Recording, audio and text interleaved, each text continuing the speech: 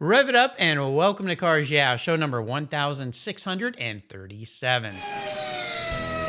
This is Cars Yeah, where you'll enjoy interviews with inspiring automotive enthusiasts. Mark Green is here to provide you with a fuel injection of automotive inspiration. So get in, sit down, buckle up, and get ready for a wild ride here on Cars Yeah.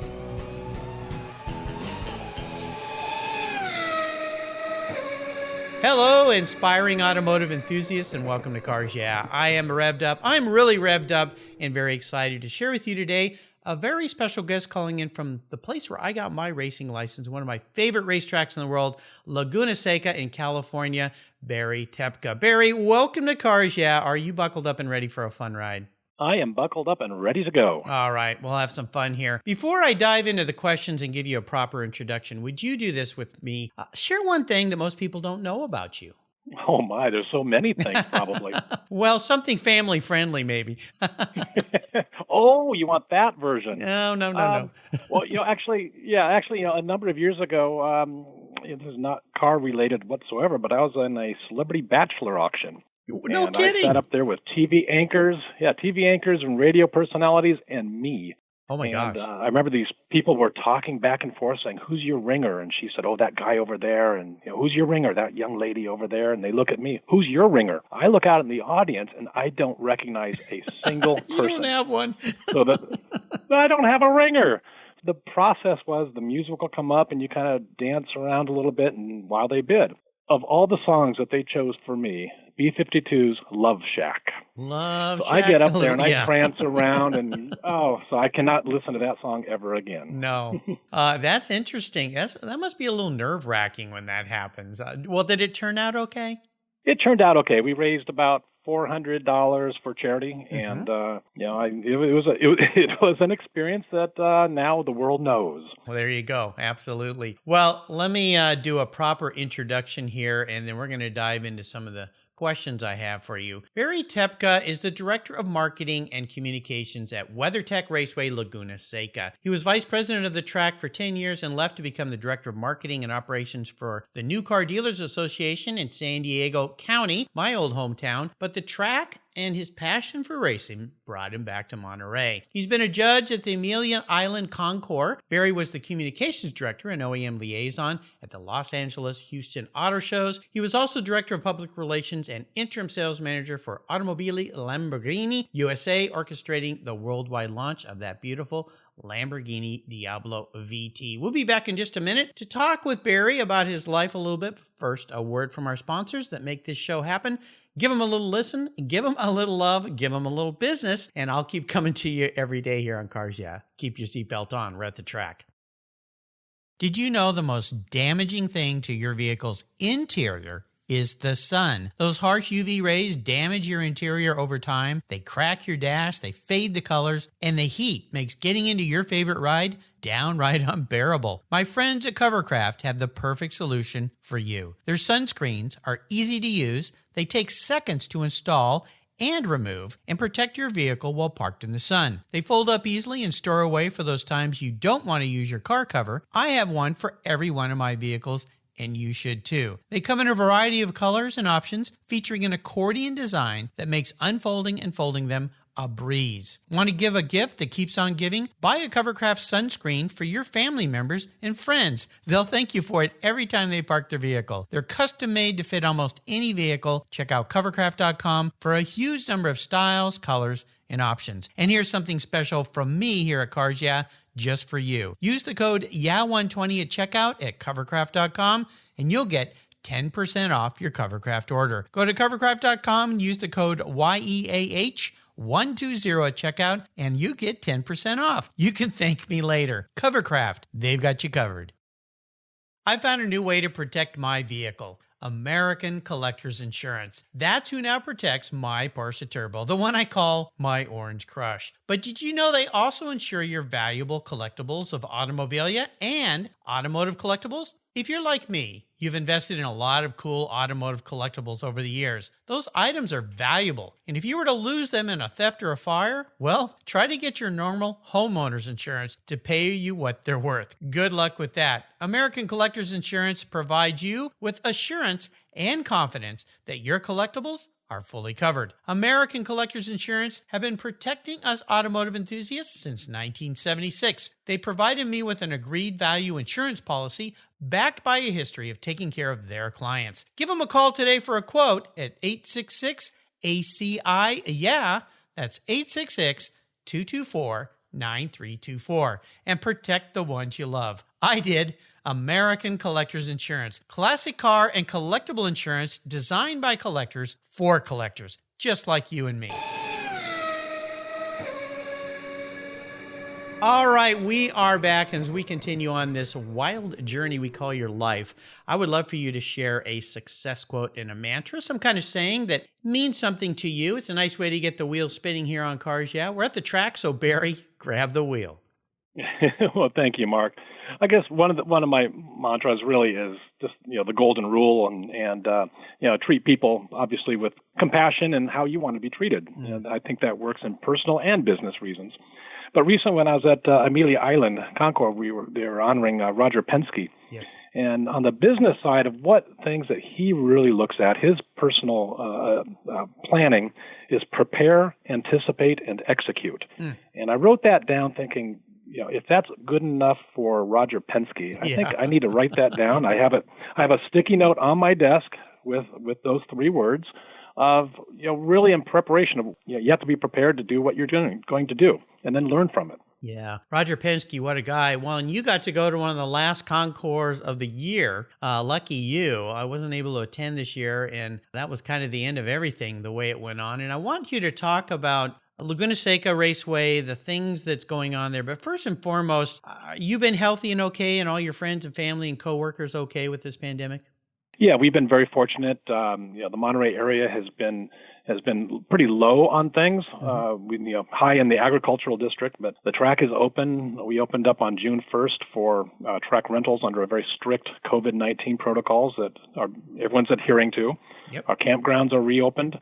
We are now going to be hosting some racing coming up here, but it's just a different environment. But we are safe. We survived two major fires that were just across the street. Oh, I know. All of Carmel and the river fire. So 2 weekends ago, we were very, very smoky, and it was just miserable. We actually served as an evacuation center for a number of people. But clean air, Monterey Marine Layer is back, and we're back on track, so to speak. Well, I'm so happy. Yeah, I was watching your Facebook feed and looking at what was going on down there. And all of us, of course, back in the month of August would have been down there. This would have been my 31st year going to the historic races and Pebble Beach and all the different great car shows. I'm like, oh my gosh, this is horrible. The things that California has to deal with every year with the fires, it just seems to be never ending.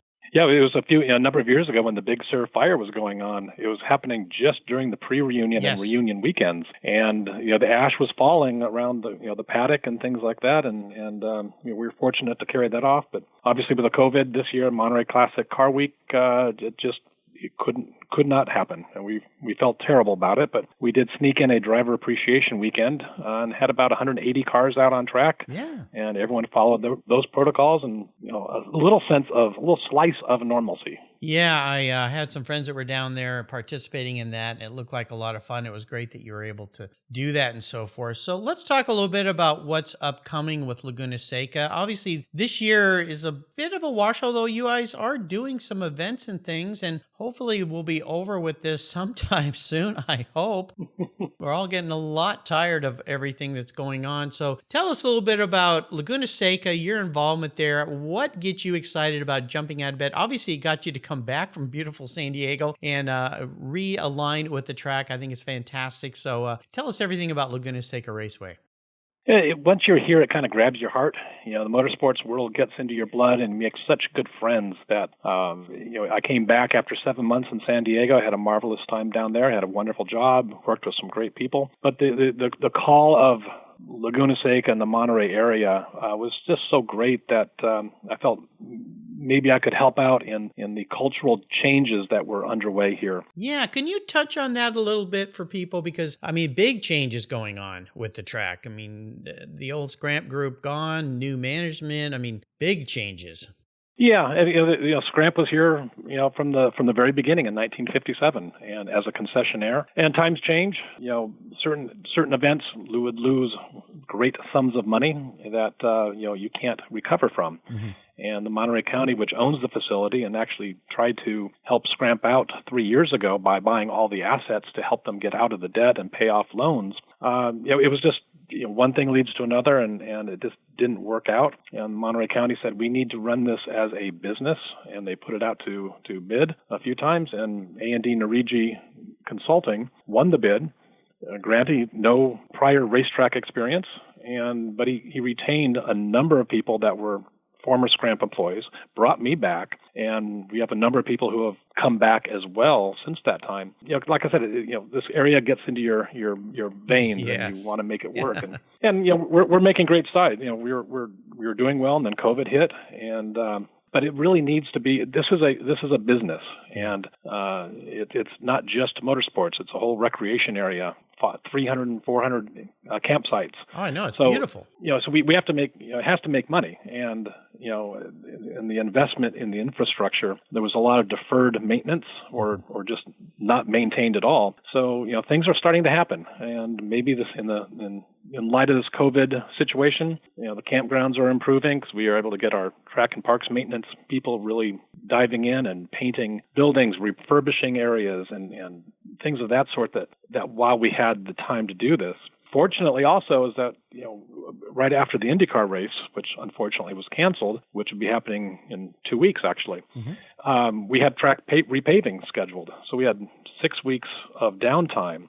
Now when COVID hit, canceled the track repaving and moved all those track renters into that time and moved the series around. And I have to say, all the renters and everybody in the series have been so accommodating and understanding that we are in all this together. It's not just a California thing.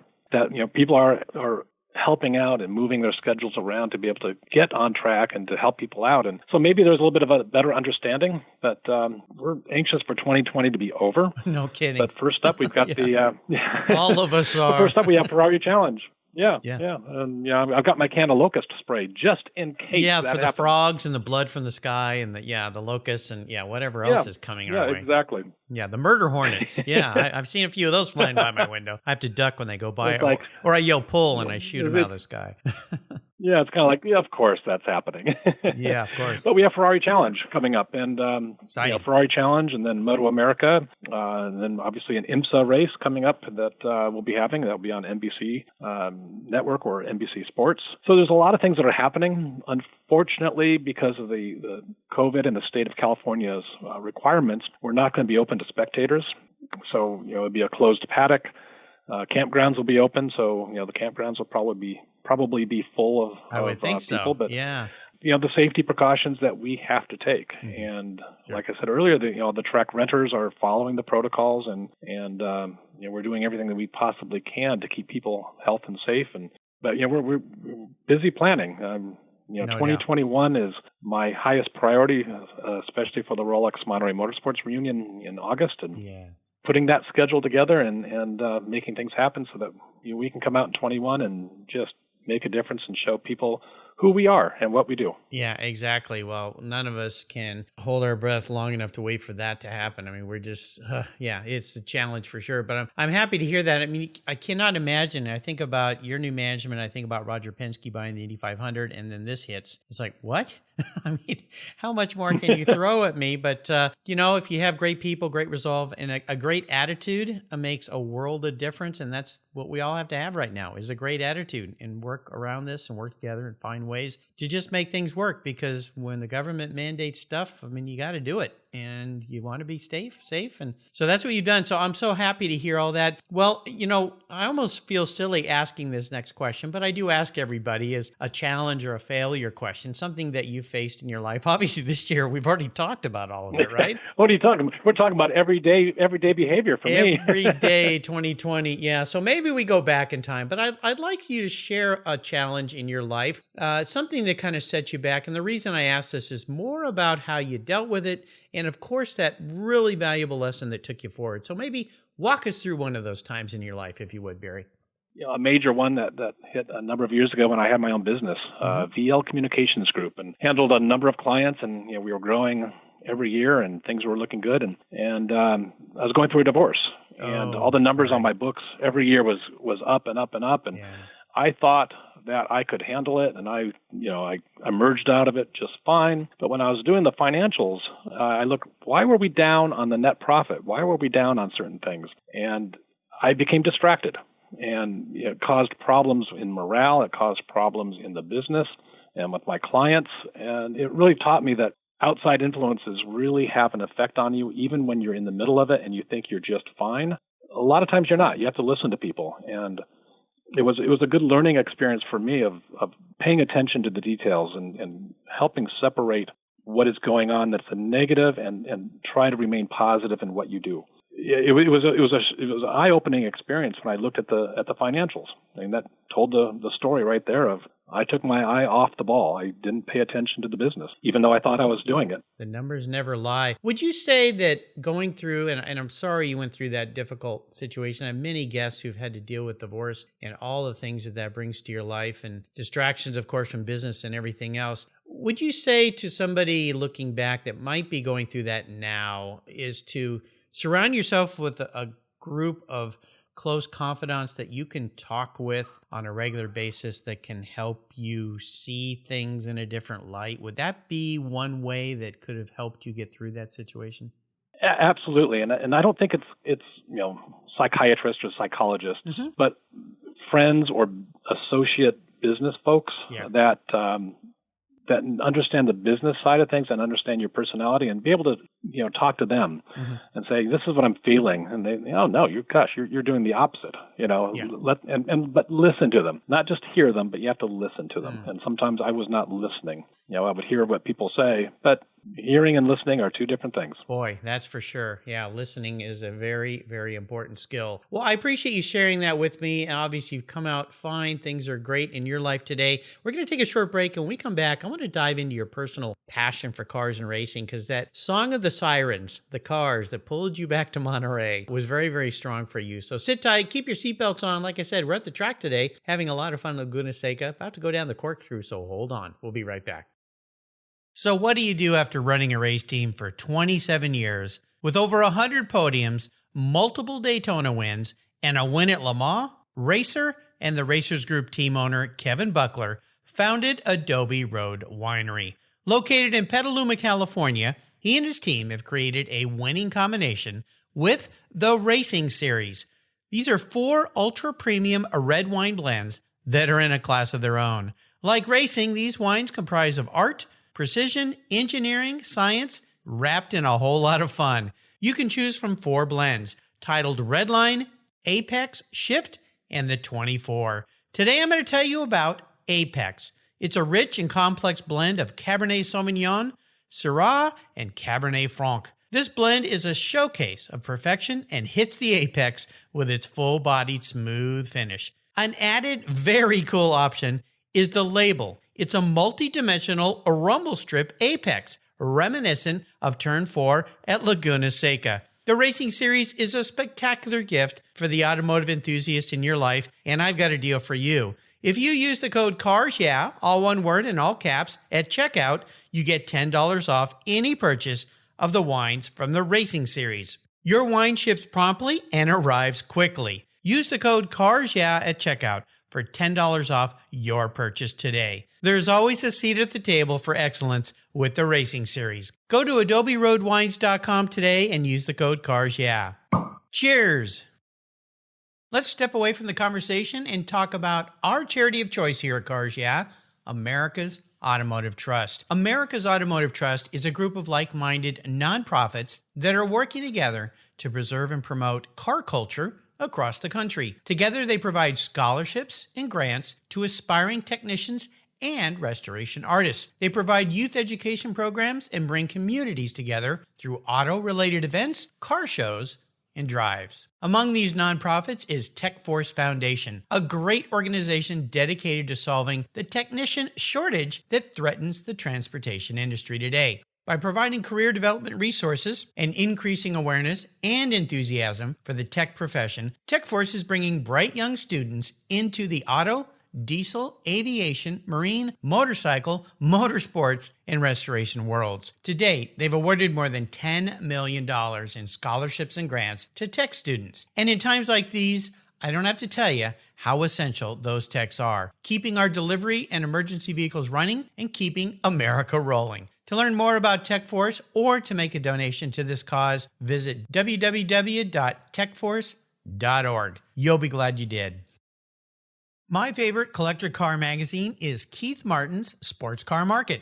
I've been a subscriber for decades. Sports Car Market is the Wall Street Journal for enthusiasts and collectors. It's your monthly must-read, whether you dream of owning a collector car, maybe you have two, or maybe you've got 200. Sports Car Market has been around for 31 years, and it's filled with valuable articles, intelligent write-ups, and the latest auction sales. Go to sportscarmarket.com and subscribe today. Here's a couple deals I have for you just for listening here on Cars Yeah. If you use the checkout code Cars Yeah, you'll receive a 50% discount on your digital subscription at Sports Car Market. That's an exclusive offer from Cars Yeah. And guess what? Here's another deal. If you'd like to get the actual magazine, use the code BSH for Buy, Sell, Hold. That's code BSH, and you'll get $10 off your annual print subscription. That's right, $10 off. Both of these are exclusive offers here at Cars Yeah for Sports Car Market Magazine. Just go to sportscarmarket.com and get your deals today. All right, we're back, and I would love for you to share a story that instigated this personal passion you have for cars and racing. Is there a pivotal moment in your life when you knew that you were indeed a car guy? Good question, because I was not a car guy for a while. But when I think back quickly, I remember as a kid sitting on my granddad's lap and steering while he did the pedals. Mm-hmm. It was I think it was a '64 Coupe de Ville, wow, with the fins, and driving around. And my granddad always had the latest cars every year, and Camaro SSs and things like that. And that kind of got me that passion, which then later got me in a little bit of trouble when I had a paper route, and I would take out my mom's Mustang before I would fold the papers. So I would take the keys and kind of quietly out, and I was like 11 years old, 12 years old, school around the neighborhood, having a little bit of fun. And I remember a song that came on the radio because I pulled in to make a U-turn, and the car stalled, and it wouldn't start up again. Uh-oh. I'm thinking, oh my gosh, am I in big trouble? And it finally started up. But the song on the radio was I Can See Clearly Now. Oh. And I thought, uh-oh. So every time I hear that song, flashback to a kid driving my mom's red Mustang illegally. Yeah, I can see clearly now what I should not be doing. The great Jimmy Cliff. Right, exactly. It didn't stop me for later years. No, well, I was thinking the other song that could have come on was Bad Boy, What You Gonna Do When They Come For You? that music from Cops. Yeah, there you go. That would have been a good one. Yeah, that would have come on now for sure. Yeah, now it would, yeah. What was your first really special vehicle in your life, Barry? It would have to be my first car. It was it was my grandfather's car after he passed, 1970 Monte Carlo. And it was kind of a wolf in sheep's clothing. I would pull up to Camaros and Trans Ams and rev the engine, and I would blow them off the line. But it was a car that I could play with. I could open up the hood and change out the carburetors, and I was starting to become a grease monkey a little bit. Yeah. Worked at a Chevron gas station pumping gas and changing oil, and we had in high school we had a club called the Rec Club, which appropriately was named. And I remember puncturing the oil pan and then having to replace that, but that was really the first car that got me going. And then when I joined Lamborghini, My daily driver was a Diablo VT. Your daily driver? Oh my gosh. They gave me a car. I'd put about 2,000 kilometers on it and then rotate it out. So oh man. I remember the first time I lived at the end of a cul-de-sac and all your neighbors. People said, you work for Lamborghini. Right. They didn't believe me. Or a drug dealer. Well, that's exactly what happened. I pulled up, and the very first time I had a red Diablo, and I came down, and it was like 5:30, so people were out in front playing with their kids. It was a beautiful afternoon, and I pull up in front of my house at the end of the cul-de-sac and get out, and you just hear the murmurs, like, okay, he's either telling the truth or he just did a big deal. And but yeah, we had reliable transports coming down. They'd drop off some cars and take mine away, and that was a fun car. It was an everyday drivable car that just had a terrific time with it. Oh my gosh, that's crazy. Now, going back to the Monte Carlo, that was kind of a muscle car in sheep's clothing a little bit. Now, do you recall, those all had V8s, but you recall whether you had the 350 or the big 454 or the 400 or the 402? I had the 454 four barrel. And Grandpa was a cool that's why dude. It was, I remember my high school buddies, and their Camaros and stuff, and they liked the sound of it. And then I got a little bit wild before I sold the car, put glass packs on it. Oh, and to make it really sound, trouble. Yeah, but it was a great car. I'd put stereo systems in it and things like that. That's when you could really work on cars. Sure. And but it moved. Really did. It was a great car, and I'd would love to have that back someday. Yeah. Maybe I'll find it. Although that car did cause me trouble. One day I was at home. The doorbell rang. I answer it, and there's these two gentlemen in suit and tie. Uh-huh. They said, "Are you Barry Toepke?" And I said, "Yes. Can we talk to you? We're the FBI." Apparently, someone had seen that car or license plate in San Francisco during the SLA Patty Hearst era. Uh-oh. And they had to go check it out to see if I was involved with Patty Hearst, the kidnapping. Yeah. Because where were you yesterday at 5 p.m.? Like, well, I was right here. Right. But had the FBI come knocking on my door because of that car. Why were you driving a car, a Mustang, an 11-year-old kid? We finally caught up with you. I was a car guy, a car kid. A car kid. Yeah, wow. I enjoyed the freedom. I enjoyed the open road. Yep. I still, Monterey here on a Saturday morning, I'll go wash my car and then I'll be driving around for an hour just on the country roads. Just I like to drive, and I started at a young age. Well, you live in a great place for it. Young age. Very young age for sure. Well, I'm going to get into your skull a little bit here, Barry. If you woke up tomorrow and you were a vehicle, manifest as a vehicle. Now, this isn't what you want to be. This is you thinking about yourself as a vehicle, your attributes, your personality, all of that. What would Barry be? I should say a Sherman tank, but I'm not going to say that. A car that I just absolutely, it stops me in my tracks every time is the old BMW 507. Oh, beautiful. Yeah. That just is the sleek lines. It's understated, fast. I'm not going to say elegant, but the car is elegant. Well, kind of. It's always, and I'm a German, and I just kind of that particular, the 507 just is such a great looking car as opposed to me, and that's why we're doing this remotely and on the phone. You're underselling yourself here, Barry. You're a handsome guy. I'm telling everybody right now. It's just a sedate car, but it had the raw power and just a personality to it. Yeah, I guess. Yeah, it's a great car, and of course, I think Elvis had one of those, right? I think so. Yeah, actually. White one. It was on the lawn at Pebble one year, I remember. So somebody actually kissed the fender, I believe, at Pebble. There were some lipstick marks on the fender. Some lady who loves Elvis, I guess. So kind of crazy. Well, okay. Yeah, okay. First car ever kissed at Pebble, I guess. Maybe. Who knows? I don't know. All right, Barry. There'll be a new award for that. Yeah, the best kiss award. So, Barry, we're up to what I call the last lap. I'm going to fire off some questions, get some really quick blips of that 507 throttle from you. So here we go. Would you share one of your personal habits you believe has contributed to your many successes in life? I guess trying to keep integrity, be honest with people, and kind of going back to the golden rule: do what's right, and not only what's right for other people, but do what's right for yourself and for your business.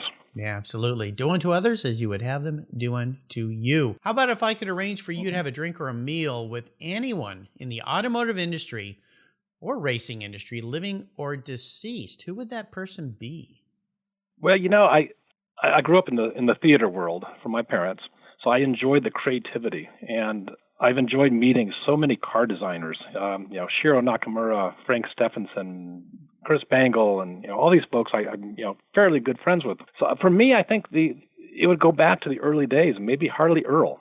Really the start of American design, and he changed things so much that he influenced the shape of what would become some of the all-time classics, sheet metal, and just what happened during that time period of that created that impetus and took it away from the German, took it away from the Italian style.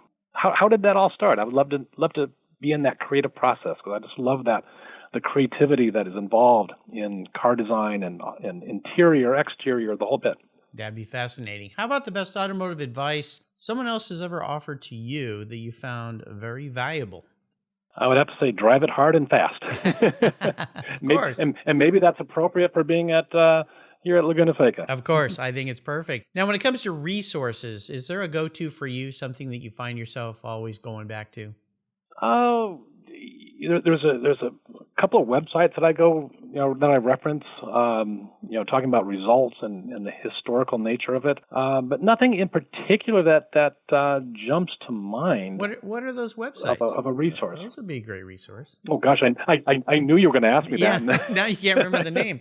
And now I'm blanking on it. No problem. But it covers all the racetracks, the history of racetracks, all the results. Boy, I'm drawing a complete blank.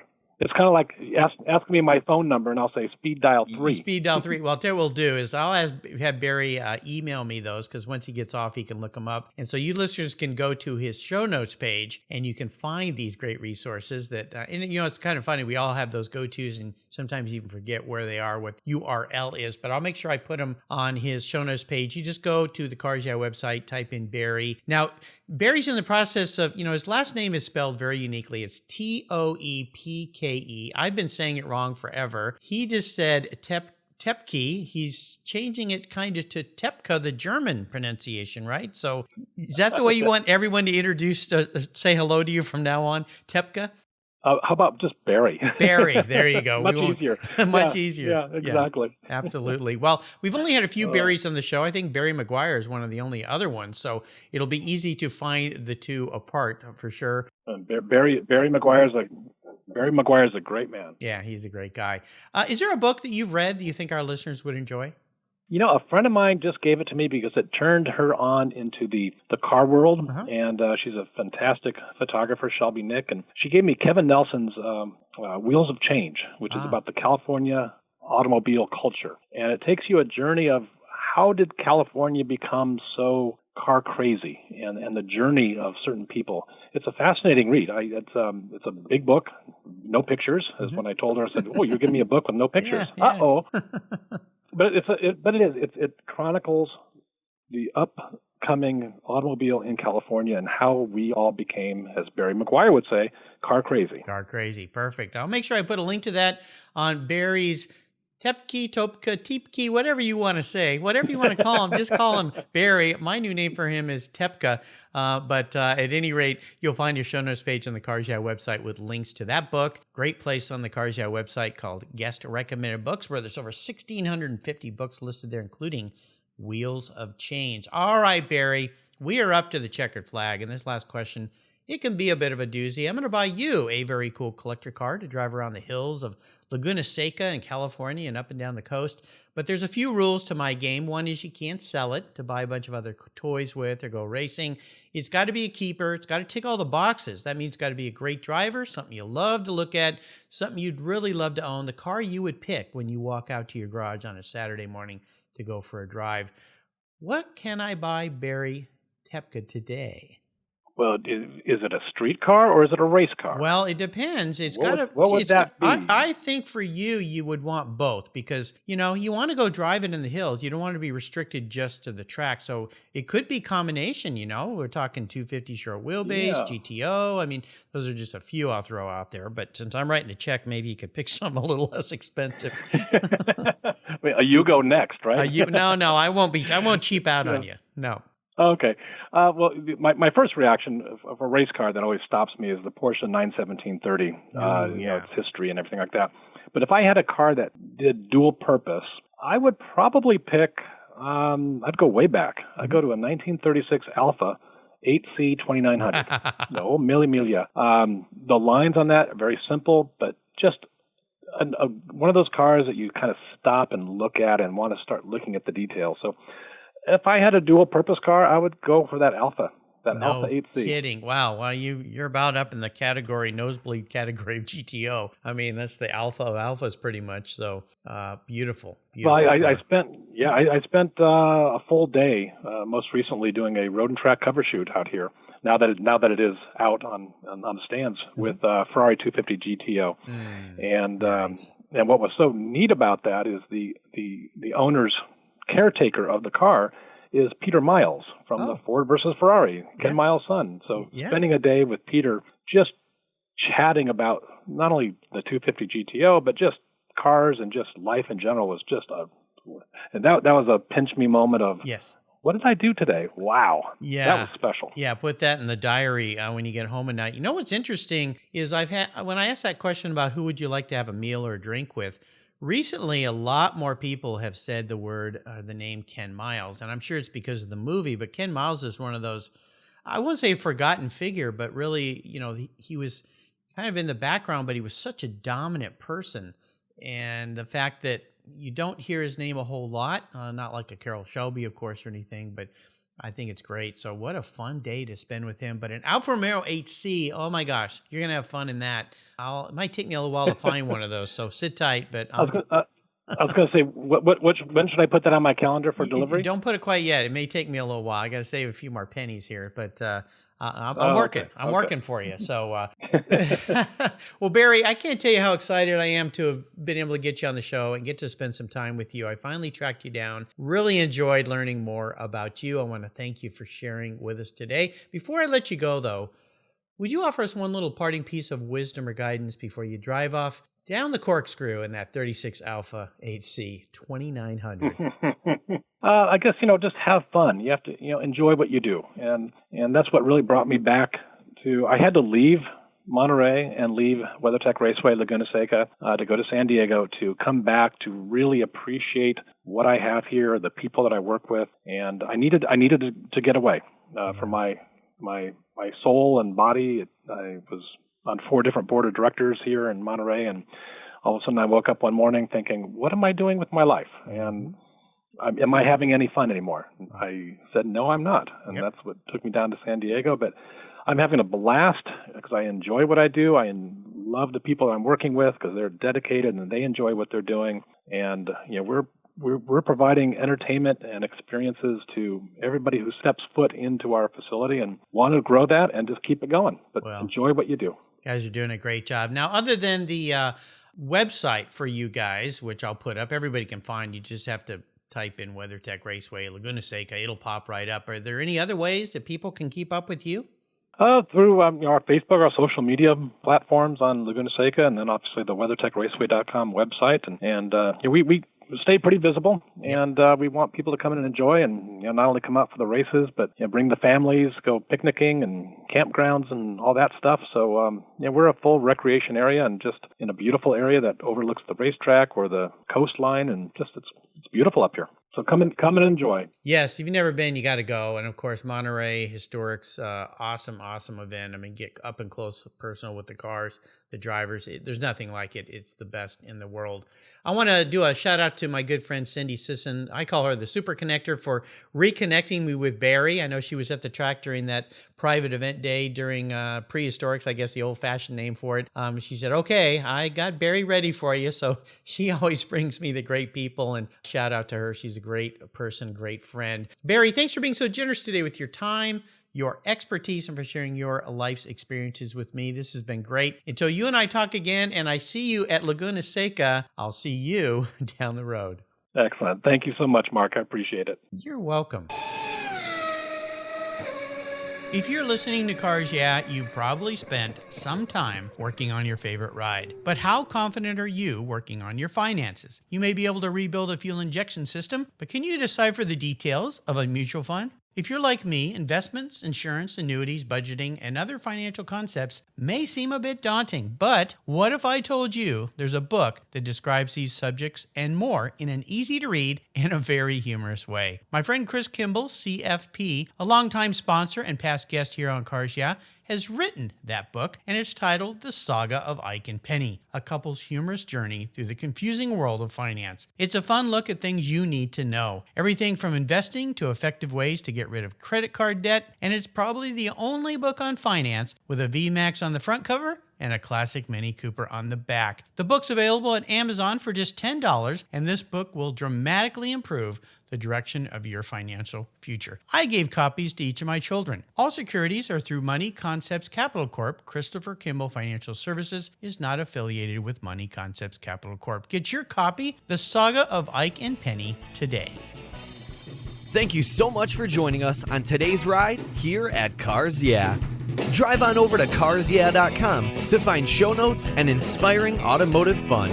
Download your free copy of Filler Up, a fun book filled with gorgeous photographs of fuel filler fun, including quotes from more inspiring automotive enthusiasts. Download your copy today, and we'll see you next time on Cars Yeah.